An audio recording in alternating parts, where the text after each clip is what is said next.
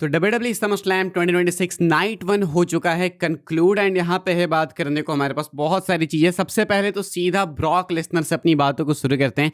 Lesnar and Oba फेमी का hello इन अ cell match show का main event होता है अनडिस्प्यूटेड टाइटल के ऊपर। इस पे आपके क्या रिएक्शन अभी मुझे फटाक से कॉमेंट करके बताओ, बिकॉज जो मेन टॉकिंग पॉइंट है वो मैच के बाद क्या हुआ वही है। ऑब्वियसली लोगों के दिमाग में क्वेश्चन था कि भाई अगर ये वाला मैच मेन इवेंट है तो क्या इसका मतलब है कि लेसनर रिटायर होने वाले हैं? ये डर सबके दिमाग में था, तो इसका आंसर क्या है, क्या समझना चाहिए हमें, इसकी भी हम लोग बात कर लेते हैं। अब देखो मैच पहले मुझे कैसा लगा मैं बता देता हूँ। मेरे अकॉर्डिंग मैच अच्छा था। लाइक इस मैच से मैं तो इतना ही एक्सपेक्ट करा था। अगर किसी ने ज़्यादा किया तो शायद वो डिसअपॉइंट हो सकता है, लेकिन मैंने इतना ही किया था कि स्टील स्टेप्स यूज़ होंगे हेल इन अ सेल स्ट्रक्चर के अराउंड। ऐसे मैचेस में यही सब होता है। टेबल यूज़ हो सकता है, चेयर यूज़ हो सकता है। ये मैंने नहीं सोचा था, ये दिमाग में नहीं आई थी मेरी चीज़ कि रिंग मैट भी उठाया जा सकता है, लेकिन लेसनर ने ये चीज़ करके दिखाई, तो वो एक बहुत ही क्रेजी चीज़ लगी मुझे। उसके बाद लेसनर का ट्रिब्यूट देना अंडरटेकर को टॉम्बस्टोन पाइल ड्राइवर के साथ, वो बहुत ही अच्छा लगा। लेकिन इसके बाद जो हुआ वो मेरे को बिल्कुल अच्छा नहीं लगा भाई।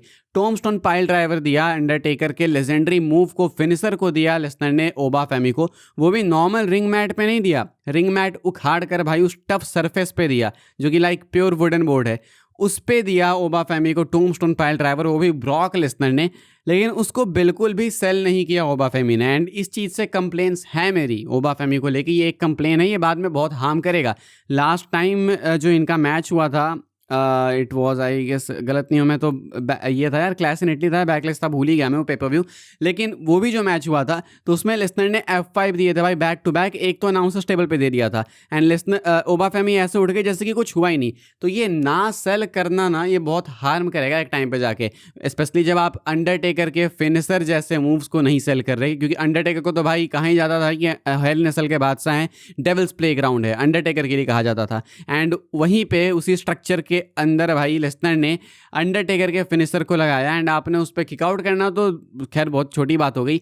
तुरंत ही उठ गए भाई, उसके बाद तुरंत ही पंच भी कर दिया आपने स्टील चेयर को एंड उसके बाद तुरंत मैच ओवर हो गया, लेसनर को अपना फिनिशर लगा दिया आपने। तो ये चीज़ बहुत अनरियलिस्टिक लगती है एंड ये थोड़ा ज़्यादा हो जाता है। ओबा फेमी को जीतना था, ये सबको आइडिया था नहीं कि ऑब्वियसली बात है कि 3 मैचेस हैं तो उसमें से एक लेसनर जीतेंगे, 2 ओबा जीतेंगे। तो 2 जीत गए, दोनों जो मेजर इवेंट्स थे रेसलमेनिया एंड समरस्लैम, दोनों में ओबा जीत गए। बाकी एक मोमेंट बहुत अच्छा था जब लेसनर अंडरटेकर की तरह ही उठ गए थे, अंडरटेकर को ट्रिब्यूट दे रहे थे लेसनर फुल मैच में। जब ओबा फेमी बैठे हुए थे अंडरटेकर की तरह ही उठ गए थे लेसनर फिनिशर खाने के बाद। कैमरा वाले ने वहाँ पे थोड़ी सी दिक्कत कर दी थी, कैमरा में वो चीज़ कैच हुई नहीं, बाद में रिप्ले में दिखाया गया। तो मैच मेरे अकॉर्डिंग अगर मैं रेट करूँ तो 5 में से मैं इसको 3.5 की रेटिंग्स दूंगा। इट वॉज गुड, लेकिन ये जो मोमेंट था टॉम्बस्टोन पाइल ड्राइवर खाने के बाद उसको ना सेल करना, उस मूव की इज्जत ले लेता है एंड वो चीज़ तो मैं नहीं जस्टिफाई कर पाऊंगा भाई, मुझे वो चीज़ बिल्कुल नहीं पसंद आई।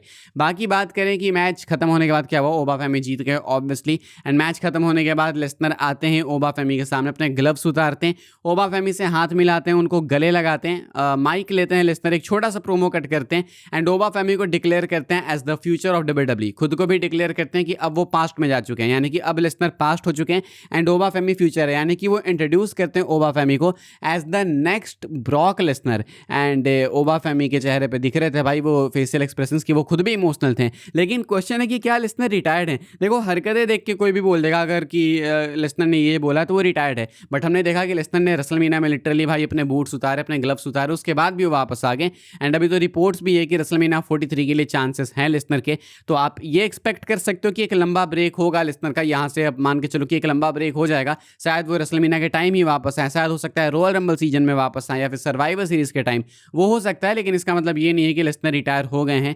डेफिनेटली ओबा फेमी नेक्स्ट ब्रॉक लेसनर हो सकते हैं, लेकिन इसका मतलब ये नहीं है कि आज की रात लेसनर की आखिरी रात थी। आई डोंट थिंक ये रिटायरमेंट है। बाकी अपडेट आएगी तो मैं आपको बताऊंगा। फिलहाल मैंने जो अज्यूम करा वो देख के मुझे नहीं लगता है भाई कि लेसनर भी रिटायर्ड हैं, भले वो मोमेंट वैसा था, बट आई डोंट थिंक ये वो रिटायरमेंट है। इसके बाद हम लोग Cody Rhodes and CM Punk के मैच की बात करेंगे। इस मैच से बहुत ज़्यादा मेरी एक्सपेक्टेशन थी नहीं, बिकॉज बिल्ड तो महा बेकार भाई, क्या करा इन्होंने बिल्ड में वो हम सब ने देखा है। इनकी जो कंप्लीट फ्यूड थी वो बिल्ड इस चीज़ के ऊपर की गई थी कि आखिर सीएम पंक की टाइटल कोडी के आंख में गलती से लग कैसे गई। उसके बाद लाइव इवेंट्स में भाई इन्होंने फुल दोस्ताना निभाया है, कुछ ज़्यादा चीज़ें भी निभाई हैं, वो भी हमने देखा।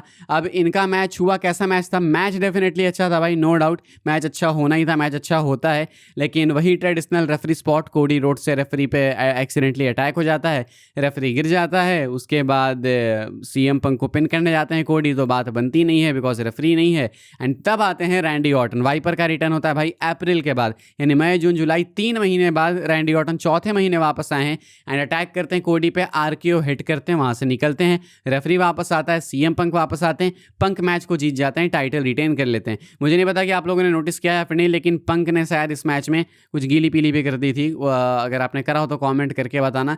सो he was having some problems for sure भाई। मिला जुला के सीएम पंक ने टाइटल रिटेन कर ली because of Randy Orton. And press conference में शो खत्म होने के बाद CM Punk is crashing out on Randy Orton, तो पंक एंड ऑर्टन की भी फ्यूड एक बिल्ड होते हुए दिख रही है एंड कोडी ऑर्टन की फ्यूड तो यहाँ से डेफिनेटली कंटिन्यू होगी। बट द क्वेश्चन इज कि क्या ऑर्टन फेस बन चुके हैं, बिकॉज ऑर्टन का वो विंक करना कैमरा पे, वो जो एंटिक्स थे इनके वो हील वाले लग नहीं रहे थे, लेकिन अगेन रैंडी ऑर्टन का कैरेक्टर भी वैसा है, तो मैं तो चाहता हूँ कि हील ही रहे रैंडी ऑर्टन, लेकिन ऑटोमेटिकली यहाँ से कोडी रोड्स हील बनते हुए दिख भी सकते हैं, बट आई डोंट थिंक कि डब्ल्यूडब्ल्यूई अभी उस चीज़ के लिए रेडी है। तो आई कैन सी कि यहाँ से अब रैंडी ऑर्टन कोडी की फ्यूड ये खींच सकते हैं चाहे तो ईजिली सर्वाइवर सीरीज तक, सीएम पंक बाकी दूसरे चैलेंजर्स के पीछे जा सकते हैं, डिफेंड कर सकते हैं, मतलब कल पता चली जाएगा हमें कि फिन बैरर होंगे नहीं तो सैमी ज़ेन होंगे। तो फिलहाल रैंडी ऑर्टन की भी वापसी हो गई, केविन ओवेंस की नहीं हुई। इसके अलावा भी डेफिनेटली चीज़ें थी, सो में निक एल्डिस जो है भाई वो मैच को हार जाते हैं एंड हारना नेसेसरी था, वरना मैं सोच रहा था कि भाई जो बंदा John Cena as stars Goldberg को रिटायर कर गया वो एक ऐसे रेसलर से हार गया जो कि अभी कुछ टाइम पहले जनरल मैनेजर था, 3 साल से एब्सेंट था, तो अच्छा हुआ कि निक एल्डिस हारे एंड मैच के बाद फुल इन्होंने भाई रिटायरमेंट वाली फीलिंग हो गई। ये पहला बंदा है भाई जो कि डेब्यू के दिन ही रिटायर हो गया अपना, तो करियर किलर तो ये एक मैच हुआ एंड इसके बाद निकी बेला टर्न कर गई, ब्री बेला टर्न कर गई पेज के ऊपर एंड इसके अलावा हमने शो के स्टार्टिंग में देखा कि लिव मॉर्गन टाइटल रिटेन कर लिए, पता नहीं क्यों भाई इतनी वाहियात ट्रेन अभी भी कंटिन्यू होते हुए फिलहाल दिख रही है। तो अगर समरस्लैम नाइट 1 को मैं रेट करूं ओवरऑल तो मैं इसको 10 में से 6 की रेटिंग दूंगा भाई, 10 में से 6 की रेटिंग दूंगा। मुझे लगता है कि मिड एट बेस्ट था, या फिर बोलो कि हल्का सा उससे ऊपर था, मतलब बिलो एवरेज तो नहीं बोल सकते, एवरेज भी नहीं, अबव एवरेज थोड़ा सा बोल सकते हैं, बहुत ज़्यादा नहीं लेकिन थोड़ा सा। मेन इवेंट अच्छा था, मेन इवेंट डिजर्व करता था ये वाला मैच, रैंडी ऑर्टन का सिर्फ आना इनफ नहीं था। डिसअपॉइंटिंग बात यह है कि रैंडी ऑर्टन आए हैं एंड अब वो बिना टाइटल के कोडी के साथ फ्यूड करेंगे, जो कि ये मेरे को नहीं समझ आएगी चीज़, because the whole point was कि रैंडी ऑर्टन को बनना है 16 टाइम चैंपियन, 15 टाइम चैंपियन जो भी था, मैं नंबरिंग भी भूल गया, तो वो चीज़ तो अब नहीं हो पा रही। तो पता नहीं कोडी के साथ क्या ही फ्यूड है, पर्सनल फ्यूड होगी अब।